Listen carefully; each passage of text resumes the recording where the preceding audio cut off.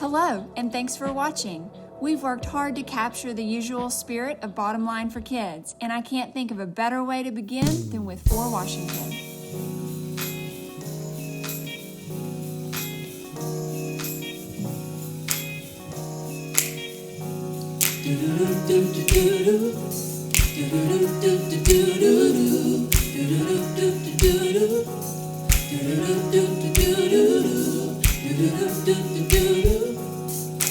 Wake up everybody, no more sleeping in bed. No more backwards thinking, time for thinking ahead. Thinking The world ahead. has changed so very much from what it used to be. There is so much hatred, war and poverty.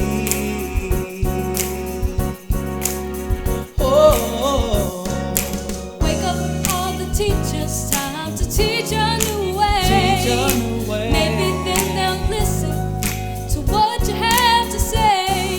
'Cause they're the ones who's coming up, and the world is in their hands. So when you teach the children, teach them the very best you can. Very best you can. Very best you can. The world won't get no better if we just let it be.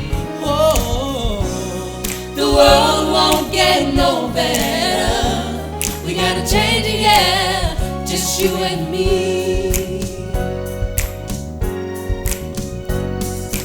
wake up all the doctors, make the old people well. Oh, people, They're the ones well, who suffer and who need all the who help. need all the They don't help. have so very long before that judgment day. So won't you make them happy before they pass away? Wake up all the builders, time to build a new land. Build a new land. Maybe we can do it if we all lend a hand. All lend a The only thing we have to do is put it in our minds. Sure that things will work out, 'cause they do every time. Yeah, yeah. The world won't get no better if we just let it be. Oh, the world won't get no better. We gotta change it, yeah, just you and me.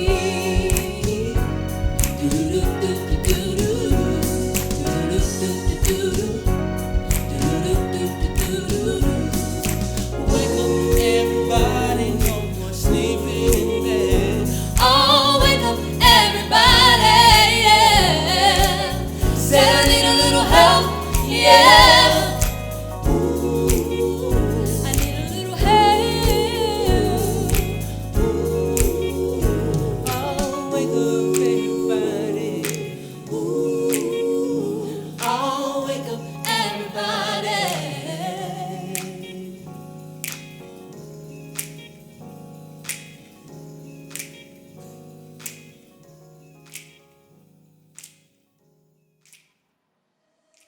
Hello, everyone, and welcome to the 32nd Southern Christian Services for Children and Youth Annual Bottom Line for Kids Virtual House Party and Online Auction Edition. This year, since we were not able to celebrate Bottom Line Kids together, we got creative and we're here to showcase this event for you virtually. Jamie and her board said the show must go on, and so here we go. Hopefully, you've picked up your dinner package as a part of your sponsorship, and you've invited some family or very close friends to join you in the comfort of your home to share in this program. To those of you who regularly attend this event every year, we want to say thank you for your support of our ministry and the children, youth, and families we serve throughout Mississippi. For those of you who are first-timers, welcome. We thank you for watching our event online, and we hope that after seeing these amazing stories, you too will want to be a part of this family. Trust me on this, after hearing the stories of vulnerability and the overwhelmingly positive, transformative power of the love of Southern Christian Services, what they provide to these children and youth, you will be hooked, just like we are. Before we get started, if you haven't done so already, please make sure you download the HandBid app. It only takes a moment, download it, enter your name, and you're ready to bid. All of our auction items are displayed with pictures and information so you can make your offer. You don't want to miss out. All instructions for Handbid are located in your program to help you find and load the program. In the next few minutes, you'll see two very impactful videos. The first video is about our PALS Homeless Youth Program. Listen to the stories of these three young ladies and how each of their journeys brought them to where they are today. The next video is about multi-generational families who have supported Southern Christian for incredibly significant periods of time.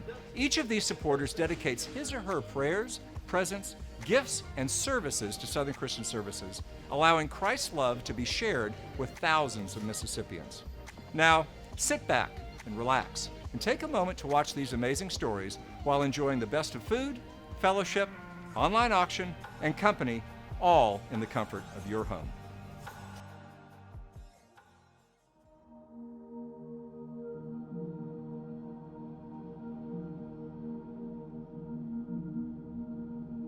Southern Christian Services has a lot of different programs, but specifically with our PALS program, we are meeting a need in the community that not a lot of other places are. The PALS program focuses on the emancipated or aged out foster care children or youth in the community that are at risk of being homeless or are homeless. Really, it comes down to helping them to become independent. We want them to be able to go out into the world and be able to take care of themselves. The main reason our clients come to us is for housing, and we do pay for their room and board. In the process of all of that, then we teach them other skills that they might be challenged in or lacking in. A big part of my job is just helping them get stable.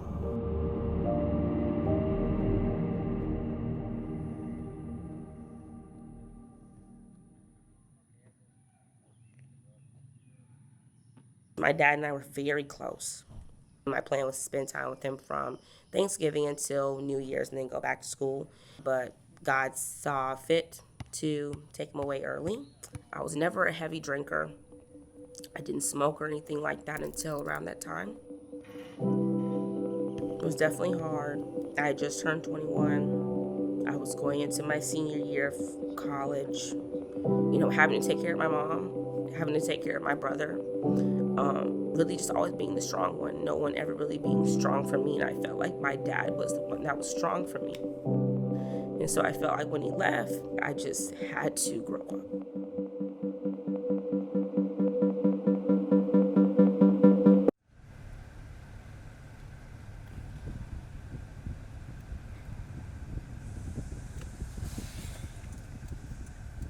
I know a lot of people have said before, like, oh, you don't reach out, or you're quiet or distant, so you don't care. And that's not always true. It's more I don't know how to do those things.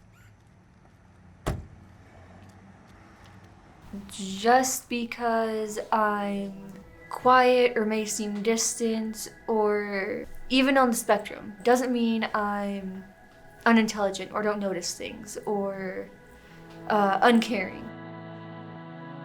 I think I was a bit too reliant on other people, too afraid to drive on the interstate, or like, what if I mess up making my own food, like all kinds of basic stuff. It was fear that was stopping me.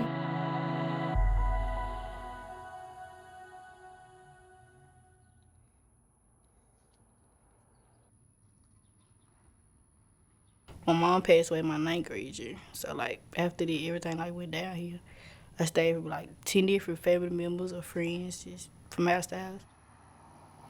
I had getting sent to DHS because some of the places were bad because they don't feed you.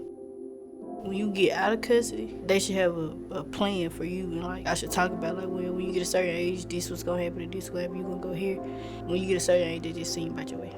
I just was like, I don't have anywhere to stay, and like it's bad, like it's real bad. I wanted to be stable. Like before my mom passed away, she did not want me to live like this. Helping these young adults see the abilities that they have, see the strength that they have within themselves, is instilling hope for these children in their life. One of the things that we've been able to do, and I've been able to do, is help them get stable to a place where they're not thinking about whether they're gonna lay their heads or what they're gonna eat next. They have those things so that they can focus on actually having a future. Through the PALS program, I've been able to become more independent. I've had a steady job for a while now, realizing, oh, I can actually do this, and is great, Southern Christian has changed my life, definitely. I'm not always open about my dad, but when I got here to the Southern Christian services, I was able to develop a relationship with, Mr. Reed and Mr. John that I thought I would never. Just open up and just get everything off my chest. I love the relationship I have with them because I feel like now I'm a better person. I had contacted this lady about finding me a housing, and she contacted the Southern Christian Service, and I came the next day. Since then, I just been here. It's been great actually. They were really great help. They help you budget. They help so you won't have to spend your own money. Growing up is difficult, and if I can be there to make it a little easier for someone else, for me, that's all the reward that I need. They need people who just care that they're going through something, and people here do in this agency.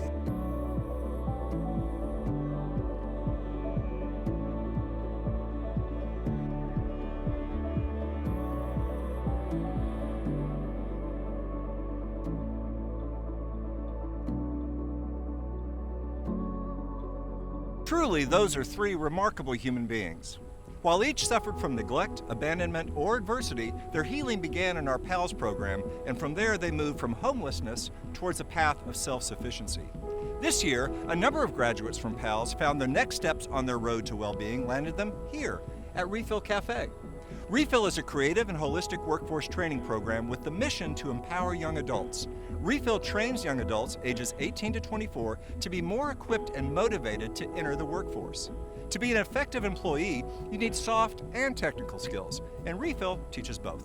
Program members learn these skills in a classroom setting and on-job training.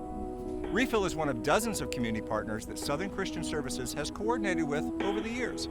I like to say working together works, and the partnership between Refill and Southern Christian Services proves that. The next video captures the generational impact of three individuals who have all done one thing in common: unconditional love for children and youth through Christ. Because my mother was one of the founders and the first board chairman, I was in on different things with Southern Christian from the very beginning. This is a very special group to us, and we've wanted to foster that interest within our children as well. My connection to the organization was definitely through family. I grew up with a knowledge of Southern Christian through my grandparents. My father is an attorney. He helped them with all their legal matters, so it was just something that was talked about in our home all the time. We took in a child that was our special child that we had home on the weekends and did different things and had him for Christmas, so we've been involved in a big way from the very start. When my mother created the Bottom Line event, me being an artist, she asked me to design the invitation, so that was one of the first big projects that I did for Southern Christian.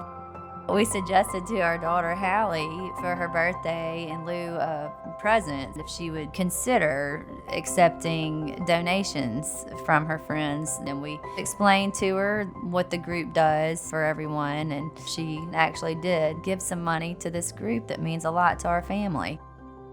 My grandfather has served on the board from its inception to his untimely passing, and then my grandmother served, and now myself. When the director, Jamie, reached out to me, I knew immediately that I wanted to uphold that tradition in my family and to serve in the same capacity as my grandmother. And I'm so grateful that she did. Hallie and Aiden both enjoyed accepting donations from her friends to turn it in to Jamie. Southern Christian has been incredibly successful with these children. There is success story after success story after success story.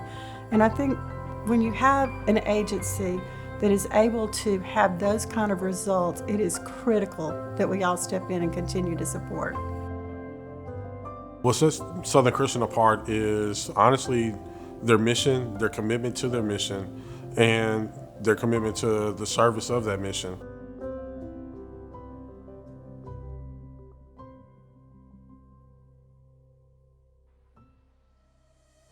Wow.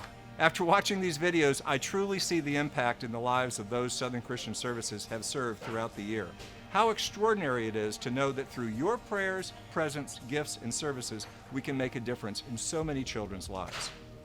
At the helm of Southern Christian Services is our Executive Director, Jamie Himes. Working with her staff and board, Jamie is proud of the fact that 93% of the funds we raise go directly towards our programs, so we are able to serve the most children, youth, and families possible in the state of Mississippi. A licensed professional counselor and former clinical director of a large social services provider in Little Rock, Jamie runs a tight ship focused on delivering results to the children and youth who need them. Ladies and gentlemen, it is my pleasure to introduce Jamie Hines. I hope you've enjoyed this presentation, and I'm looking forward to seeing you all in person next year. But before we wrap up, I'd like to share a goal with you. After prayerful consideration, we pulled inspiration from a well-known Bible passage. Luke tells us in chapter 24 about the walk to Emmaus, which occurred 3 days after Christ's crucifixion. Cleopas and a friend were traveling to Emmaus, and while walking, a stranger came and joined them.